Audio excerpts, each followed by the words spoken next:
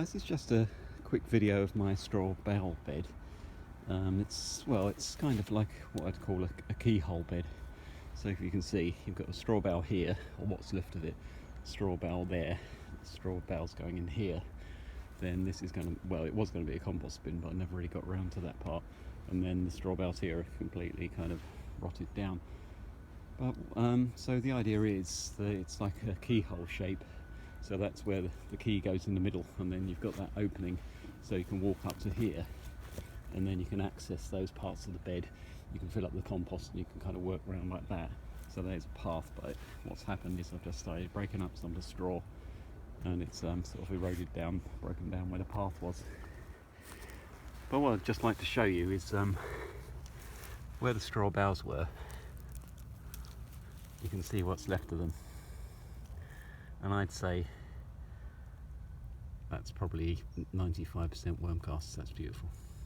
So, yeah, you can see there that it's amazing. There's some potatoes I just earthed up as well. I just dug up. So it's really breaking up the soil underneath. But I mean, this is so soft. You can just dig with your fingers. So the straw bales are about £3 each, and a potato there. They last a couple of years, and then they're pretty much gone. So you can see this one here.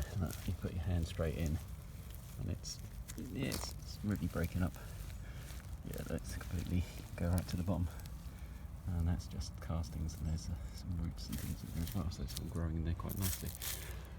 So I'll probably do it again. The only thing is I made this one a little bit on the large side, so it means you've got to stretch to lean across. But you can see that's the polyester cord. Oh, look at these worms, they're beautiful. Look at that. So it's successful, but then is it worth the expenditure? I suppose it is really. It's only a small scale. But what you can do is you can actually grow straight into the straw, but what I do is I use the straw as a sort of retainer. I imagine it, look at that, it's really nice. What you could do is, lost losing my train of thought. You can actually make a straw bale bed just purely growing in the straw, but I don't know, I kind of like using different sorts of methods of gardening and then combining them into one. And I mean, this is so nice under here. Look at that. What I did here is I did some digging, and I've just put some of the heavier topsoil on the bed.